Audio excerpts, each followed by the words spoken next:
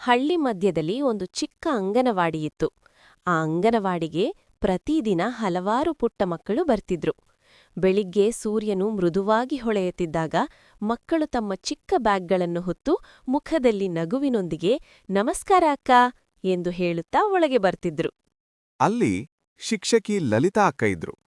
ಅವರು ಮಕ್ಕಳನ್ನು ತುಂಬಾ ಪ್ರೀತಿಯಿಂದ ನೋಡ್ಕೊಳ್ತಿದ್ರು. ದಿನವೂ ಮಕ್ಕಳಿಗೆ ಹಾಡು ಕಲಿಸುತ್ತಿದ್ದರು, ಅಕ್ಷರಗಳನ್ನು ಹೇಳಿಸುತ್ತಿದ್ದರು, ಕಥೆಗಳನ್ನು ಹೇಳುತ್ತಿದ್ದರು. ಮಕ್ಕಳು ವೃತ್ತದಲ್ಲಿ ಕೂತು ಅ ಆ ಅಜ್ಜ, ಆ ಆ ಆನೆ ಎಂದು ಉಚ್ಚರಿಸುತ್ತಿದ್ದರು. ಕೆಲವರು ಜೋರಾಗಿ ಹೇಳುತ್ತಿದ್ದರು, ಕೆಲವರು ನಿಧಾನವಾಗಿ ಹೇಳುತ್ತಿದ್ದರು. ಆದರೆ ಎಲ್ಲರ ಮುಖದಲ್ಲೂ ಉತ್ಸಾಹ ತುಂಬಿರುತ್ತಿತ್ತು. ಅಂಗನವಾಡಿಯಲ್ಲಿ ಆಟವಾಡಲು ಸಾಕಷ್ಟು ಆಟಿಕೆಗಳಿದ್ದವು.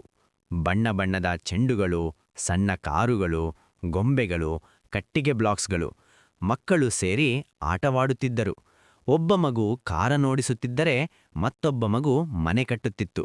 ಯಾರಾದರೂ ಆಟಿಕೆಗಾಗಿ ಜಗಳ ಮಾಡಿದರೆ ಲಲಿತಾ ಅಕ್ಕ ಮೃದುವಾಗಿ ಹೇಳುತ್ತಿದ್ದರು, ಮಕ್ಕಳೇ ಹಂಚಿಕೊಂಡು ಆಟವಾಡಬೇಕು.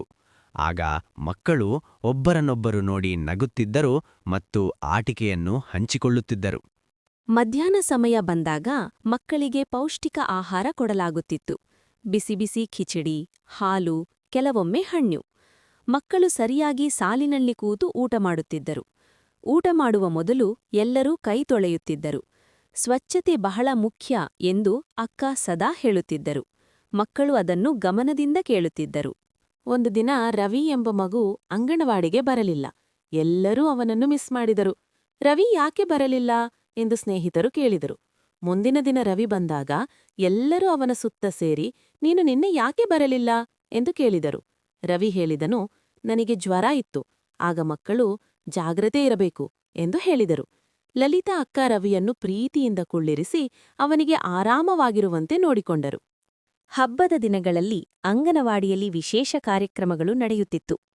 ಮಕ್ಕಳು ಬಣ್ಣದ ಉಡುಪುಗಳನ್ನು ಧರಿಸಿ ಹಾಡು ಹಾಡುತ್ತಿದ್ದರು, ನೃತ್ಯ ಮಾಡುತ್ತಿದ್ದರು. ತಾಯಿ ತಂದೆಯರು ಬಂದು ಮಕ್ಕಳ ಪ್ರದರ್ಶನ ನೋಡಿ ಖುಷಿಪಡುತ್ತಿದ್ದರು. ಮಕ್ಕಳಿಗೆ ಚಿಕ್ಕ ಬಹುಮಾನಗಳು ಕೊಡಲಾಗುತ್ತಿತ್ತು. ಆ ದಿನ ಅಂಗನವಾಡಿ ತುಂಬಾ ಸಂಭ್ರಮದಿಂದ ಕಂಗೊಳಿಸುತ್ತಿತ್ತು. ಅಂಗನವಾಡಿ ಕೇವಲ ಕಲಿಕೆಯ ಸ್ಥಳವಲ್ಲ, ಅದು ಮಕ್ಕಳಿಗೆ ಪ್ರೀತಿ, ಸ್ನೇಹ ಮತ್ತು ಒಳ್ಳೆಯ ಅಭ್ಯಾಸಗಳನ್ನು ಕಲಿಸುವ ಸ್ಥಳ. ಇಲ್ಲಿ ಮಕ್ಕಳು ಹಂಚಿಕೊಳ್ಳುವುದು, ಸಹಾಯ ಮಾಡುವುದು, ಸ್ವಚ್ಛತೆ ಕಾಪಾಡುವುದು, ಹಿರಿಯರನ್ನು ಗೌರವಿಸುವುದು ಕಲಿಯುತ್ತಾರೆ. ಈ ಚಿಕ್ಕ ವಯಸ್ಸಿನಲ್ಲೇ ಒಳ್ಳೆಯ ಮೌಲ್ಯಗಳನ್ನು ಕಲಿತ ಮಕ್ಕಳು ಮುಂದೆ ಉತ್ತಮ ನಾಗರಿಕರಾಗುತ್ತಾರೆ. ಹೀಗೆ ಆ ಹಳ್ಳಿಯ ಅಂಗನವಾಡಿ ಪ್ರತಿದಿನ ಮಕ್ಕಳ ನಗುವಿನಿಂದ, ಹಾಡಿನಿಂದ, ಆಟದಿಂದ ತುಂಬಿ ತುಳುಕುತ್ತಿತ್ತು. ಮಕ್ಕಳ ಚಿಲಿಪಿಲಿ ಧ್ವನಿ ಕೇಳಿದಾಗ ಎಲ್ಲರಿಗೂ ಸಂತೋಷವಾಗುತ್ತಿತ್ತು. ಅಂಗನವಾಡಿ ಮಕ್ಕಳ ಭವಿಷ್ಯವನ್ನು ಸುಂದರಗೊಳಿಸುವ ಮೊದಲ ಹೆಜ್ಜೆಯಾಗಿದೆ.